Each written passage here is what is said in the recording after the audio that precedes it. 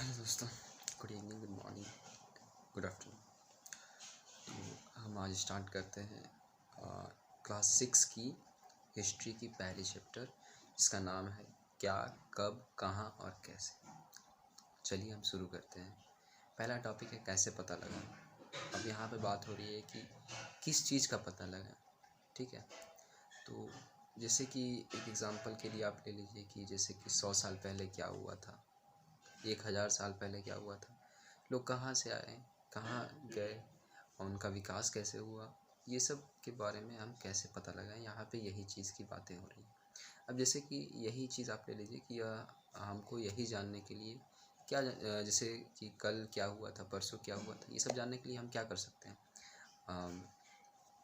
Simple है, या तो हम न्यूज़पेपर पढ़ सकते हैं, या हम अखबारों में देख सकते हैं, सॉरी, या तो हम न्यूज़पेपर पढ़ सकते हैं, या फिर हम टीवीज़ में न्यूज़ चैनल्स में देख सकते हैं। हम इंटरनेट पे आजकल जुड़ सकते हैं। देखने के लिए बहुत सारी वेबसाइट जो हैं वो डालती हैं कि क्या हुआ था, क्या नहीं हो रहा अभी, क्या पिछले साल क्या हुआ था, इस डेट को क्या हुआ था, ठीक है। तो ये सब पता लगाने के लिए हम लोग ये सब चीज़ कर सकते हैं, ठीक है। अब हम आगे चलते हैं कि अतीत के बारे में हम क्या जान सकते हैं। अतीत क्या है? अतीत हो गया जो हमारा बीता हुआ कल है, जो गुजर चुका है एक निश्चित समय में, एक निश्चित समय के लिए गुजर चुका है। जैसे कि भारत के इतिहास को 3 भागों में बांटा गया है नॉर्मली, जैसा हम जानते हैं। नहीं जानते तो वो जान लीजिए। पहला है प्राचीन काल का इतिहास, दूसरा मध्यकालीन भारत का इतिहास और तीसरा है आधुनिक भारत का इतिहास। तो उसी तरह हम चलते हैं कि जैसे अतीत के बारे में हम लोग क्या जानते हैं, जैसे लोग क्या खाते थे, कैसे कपड़े पहनते थे, किस तरह के घरों में रहते थे, क्योंकि क्या क्या खाना वो लोग खाता था और किस तरह का घर में रहता था। हम शिकारियों, पशुपालकों, कृषकों, शासकों, व्यापारियों, पुरोहितों, शिल्पकारों, कलाकारों, संगीतकारों या फिर वैज्ञानिकों के जीवन के बारे में जानकारियाँ हासिल कर सकते हैं। ये सब हम अतीत से जान सकते हैं कि वो लोग कैसे उनका ज़िंदगी जो है गुजर बसर करता था, ठीक है। हम सिर्फ यही पता नहीं कर सकते हैं, उस टाइम के बारे में जितनी भी चीज़ें हुई थी वो सब हम पता कर सकते हैं। जैसे कि लोग क्या गीत गाते थे, उनका कल्चर कैसा था, उनके पहनावा कैसा था, वो लोग का गीत क्या गाते थे, क्या पढ़ते थे, क्या सुनते थे, ये सब चीज़ें। अगला टॉपिक है लोग कहाँ रहते थे, ठीक है। तो यहाँ पे नॉर्मली आपके बुक में दिया गया है कि मानचित्र 1 में जो है नर्मदा नदी का पता लगाने के लिए बोला गया है। अब आप मानचित्र खोलिए और उसमें नर्मदा नदी को देखिए, ठीक है।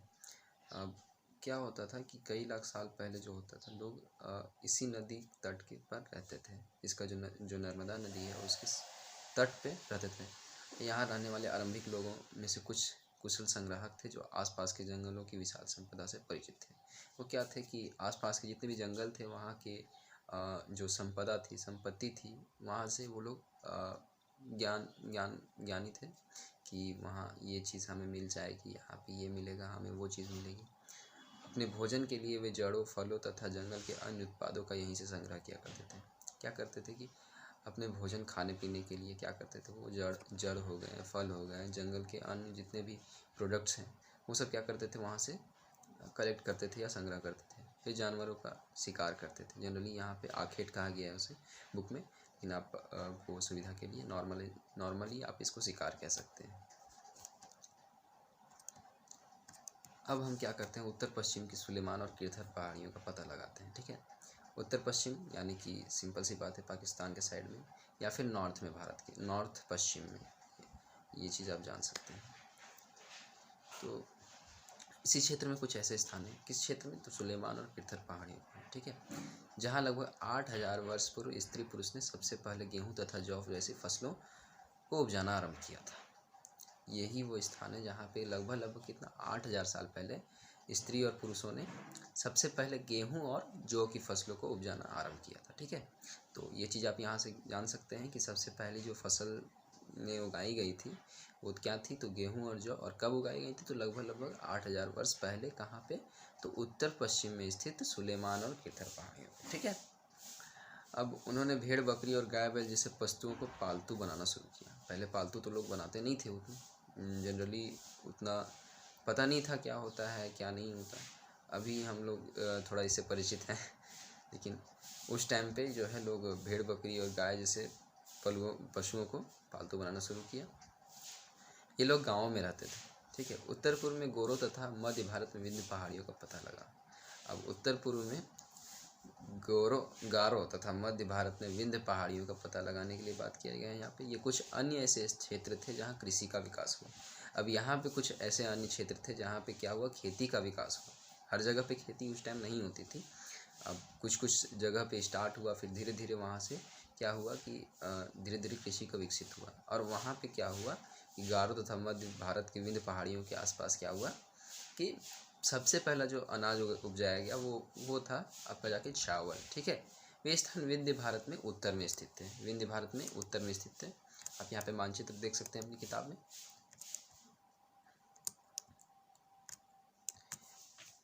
अब बोलता है कि मानचित्र पर सिंधु तथा इसकी सहायक नदियों का पता लगाने का प्रयास करें। क्या बोलते हैं, सिंधु नदी और इनकी जो सहायक नदियाँ हैं उनका पता लगाने का प्रयास कीजिए। सहायक नदियाँ उन्हें कहते हैं जो एक बड़ी नदी में मिल जाती हैं। मतलब कि बहुत सारी नदियाँ छोटी मोटी बड़ी जितनी भी हैं क्या होती है, एक बड़ी नदी में जाकर मिल जाती हैं उनसे, ठीक है। और उन्हीं को हम क्या कहते हैं, सहायक नदी कहते हैं। अब जैसे कि आप एग्जाम्पल के लिए ले सकते हैं कि यमुना नदी जो है वो गंगा नदी की सहायक नदी है। क्या होता है कि यमुना नदी एज़ कम्पेयर टू गंगा नदी काफ़ी छोटी है, उससे छोटी है। और क्या होता है वो एक पॉइंट पे गंगा नदी में मिल जाती है और इसलिए हम उसे गंगा नदी का सहायक कहते हैं। लगभग 4700 वर्ष पूर्व इन्हीं नदियों के किनारे तथा समुद्र तटवर्ती इलाकों के नगरों का विकास लगभग 2500 वर्ष पूर्व हुआ था। क्या होता है कि लगभग 4700 वर्ष पूर्व, मतलब कि 4700 वर्ष पहले क्या हुआ था, इन्हीं नदियों सिंधु नदी या फिर जितनी भी नदियाँ हैं उस टाइम पे प्राप्त थी, कुछ आरंभिक नगर फले फूले। और इन्हीं नदियों के किनारे क्या क्या हुआ कि कुछ कुछ नगर जो है वो धीरे धीरे बसना शुरू हुआ। गंगा व इसकी सहायक नदियों के किनारे तथा समुद्र तटवर्ती इलाकों में नगरों का विकास लगभग 2500 वर्ष पूर्व। गंगा या फिर इसकी जो सहायक नदी थी या फिर समुद्र तटवर्ती समुद्र के किनारे के इलाकों में क्या हुआ, नगरों का विकास लगभग लगभग 2500 वर्ष पहले हुआ, ठीक है। 4700 वर्ष पहले सिंधु तथा इसकी सहायक नदी है ना।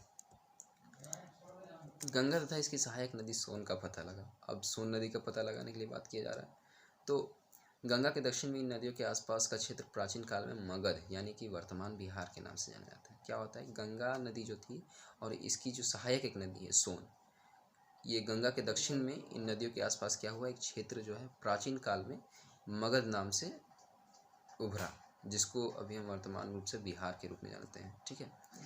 इसके शासक बहुत शक्तिशाली थे। यहाँ के जो शासक हुए हैं वो बहुत ही ज़्यादा पावरफुल थे। जैसे कि एग्जांपल के आप चंद्रगुप्त को ले लीजिए, चंद्रगुप्त मौर्य हो गए, अशोका हो गए, ये सब बहुत ही शक्तिशाली शासक थे और उन्होंने एक विशाल राज्य स्थापित किया। और क्या हुआ, उन्होंने बहुत बड़ा जो है विशाल जो है राज्य स्थापित किए। देश के अन्य हिस्सों में भी ऐसे राज्यों की स्थापना की गई। अब भारत देश के बहुत सारे अन्य राज्यों में भी क्या किया गया, ऐसे ऐसे राज्यों की स्थापना की गई और बहुत सारे शासक हुए वहाँ पे। लोगों ने सदैव उपमहाद्वीप में एक हिस्से से दूसरे हिस्से तक यात्रा की। कभी कभी हिमालय जैसे ऊंचे पर्वत, पहाड़ियों, रेगिस्तान, नदियों तथा समुद्र के कारण यात्रा जोखिम भरी होती थी। क्या होता है कि देखिए, अब इंसान जो व्यक्ति होता है, मनुष्य जो होता है, उसको एक जगह पे अगर खाना नहीं मिले, एक लंबे समय के लिए नहीं मिले, तो दूसरे जगहों को ढूंढता है। और क्या होता है कि उसी वजह से वो लोग क्या हुए कि दूसरे दूसरे जगह पे प्रवास किए, है ना, दूसरे दूसरे जगहों पे घूमे। अब ऐसे जाने के लिए उस टाइम हिमालय हो गया, ऊंचे पर्वत, पहाड़ियाँ, रेगिस्तान, नदी तथा समुद्रों के यात्रा में जो जोखिम होता था वो सब भी वो लोग झेल के जाते थे। फिर भी ये यात्रा उनके लिए असंभव नहीं थी, लेकिन फिर भी क्या होता था कि वो लोग इस चीज़ को इम्पॉसिबल नहीं था उन लोगों के लिए, वो कर ही लेते थे। अतः कभी कभी लोग काम की तलाश में तो प्राकृतिक आपदाओं के कारण एक स्थान से दूसरे स्थान तक जाया करते थे। अब कभी कभी सेनाएं दूसरे क्षेत्रों पर विजय हासिल करने के लिए जाती थी। इसके अतिरिक्त व्यापारी कभी काफिले में तो कभी जहाज़ों में एक जगह से दूसरे स्थान पर जाते थे। कभी कभी सेनाएं दूसरे क्षेत्रों पर विजय हासिल करने के लिए जाती थी। क्या होता था कि सिंपल सी बात है, लोग अपना राज्य बढ़ाने के लिए लड़ाइयाँ लड़ते थे और इस वजह से दूसरे क्षेत्रों पर विजय हासिल करने के लिए अपनी सेनाएं भेजते थे।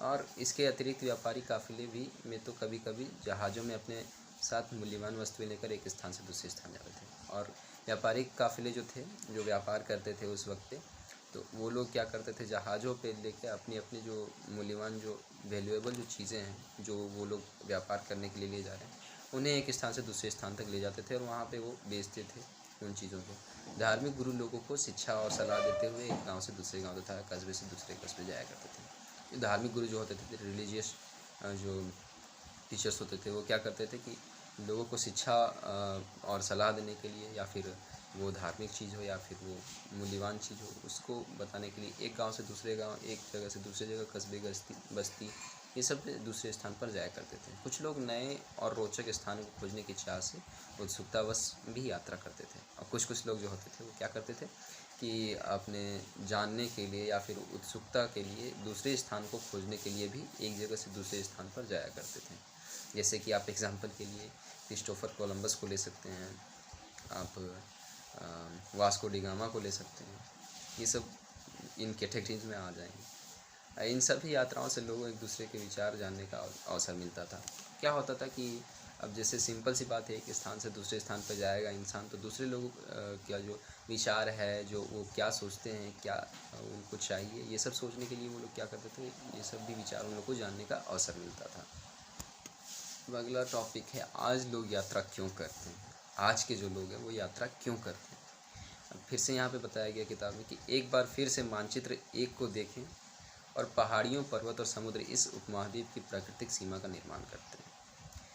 क्या होता है कि पहाड़ियाँ हो गई, पर्वत हो गया, समुद्र जो हो गए, ये सब क्या हो, उपमहाद्वीप की प्राकृतिक सीमा, जो सीमा होती है नेचुरल, उसका निर्माण करते हैं। हालांकि लोगों के लिए इन सीमाओं को पार करना आसान नहीं था, और सिंपल सी बात है, लोगों के लिए आसान कभी हो भी नहीं सकता, ठीक है। हालांकि लोगों के इन सीमाओं को पार करना आसान नहीं था, लेकिन जिन्होंने ऐसा चाहा वो ऐसा कर सके, जो चाहे वो कर सके, जिनमें विल था, पावर था कि हाँ हम ये कर सकते हैं और ये हम करेंगे, तो वो कर भी लिए। अब वे पर्वतों की ऊंचाई को छू सके तथा गहरे समुद्र को पार कर सके। उपमहाद्वीपों के बाहर से भी कुछ लोग आए और यहीं बस गए, और उपमहाद्वीप के बाहर से जो लोग आए वो भी यहाँ पे बस गए बहुत सारे। अब यहाँ से हुआ क्या कि लोगों के इस आवागमन ने हमारी संस्कृति परंपराओं को समृद्ध कर दिया। क्या हुआ कि ये जो लोग आना जाना किए, तो ये सब से क्या हुआ, हमारे जो सांस्कृतिक परंपराएं थी उनको समृद्ध कर दिया। यहाँ से फेमस हुए हमारी सांस्कृतिक परंपराएं। कई सौ वर्षों से लोग पत्थर को तराशने, संगीत रचने और यहाँ तक कि भोजन बनाने के नए नए तरीकों के बारे में एक दूसरे से विचार अपनाते हैं। अब जैसे कि यहाँ पे बोला गया है कि संगीत हो गया, गीत हो गया, पत्थर का तराशना, भोजन बनाने का नया नया तरीका, ये सब जो है दूसरे एक स्थान में स्पेसिफिक जो लोग अपनाते हैं, उसके बारे में जानकर अपने से फॉलो कर रहे हैं वहाँ पे। ये सब करने के लिए भी लोग अपने विचार अपनाते रहे हैं ना यहाँ से। अब अगला टॉपिक है देश के नाम। अपने देश के लिए हम प्रायः क्या शब्द यूज़ करते हैं, इंडिया, भारत, हिंदुस्तान, ये सब जनरली हम लोग यूज़ करते हैं। इंडिया शब्द जो है इंडस से निकला है, जिससे संस्कृत में सिंधु कहा जाता है। क्या होता है कि इंडिया का जो शब्द है वो कहाँ से निकला है, इंडस से निकला है, और इसे हम संस्कृत में कहते हैं सिंधु। अपने एटलस में ईरान और यूनान का पता लगा। क्या होता है, अपने एटलस में, ग्लोब जो होता है एटलस, उसमें आप ईरान और यूनान का पता लगाएं। यूनान अभी हम इसे पर्सिया के रूप में भी जानते हैं। लगभग 2500 वर्ष पूर्व उत्तर पश्चिम की ओर से आने वाले ईरानियों और यूनानियों ने सिंधु को हिंदोस अथवा इंदोस और इस नदी के पूर्व में स्थित भूमि प्रदेश को इंडिया कहा। अब लगभग 2500 वर्ष पहले उत्तर पश्चिम की ओर से आने वाले ईरानियों और यूनानियों ने, वो तभी ट्रैवल करने के लिए बहुत ज़्यादा फेमस हुआ करते थे उस टाइम पे, उस पुराने ज़माने में। वो क्या किए, जब आए तो क्या हुआ, उन्होंने सिंधु को क्या कहा, हिंदोस अथवा इंदोस, और इस नदी में के पूर्व में भूमि प्रदेश को इंडिया कहा। उन्हीं ने ही क्या किया, इंडिया हमें नाम दिया था। जनरली बोला जा सकता है ये चीज़। सिंधु को क्या कहा, इंदोस और हिंदोस, ठीक है। और इसके पूर्व में स्थित जो भूमि होगी उसको उन्होंने क्या कहा, इंडिया कहा। भारत नाम का प्रयोग उत्तर पश्चिम में रहने वाले लोगों के एक समूह के लिए किया जाता था। भरत नाम जो होता है वो प्रयोग किसके लिए किया गया था, तो उत्तर पश्चिम में रहने वाले लोगों के एक समूह के लिए किया गया था, ठीक है। अब इस समूह का उल्लेख संस्कृत की आरंभिक कृति ऋग्वेद में मिलता है, ठीक है। अब संस्कृत में आरंभिक में क्या, इन समूह का जो उल्लेख है वो कहाँ पे मिलता है, ऋग्वेद पे मिलता है। लगभग जो कि 3500 वर्ष पुरानी है। ठीक है, बाद में इसका प्रयोग देश के लिए होने लगा। अब इनका प्रयोग क्या होने लगा, देश के लिए होने लगा।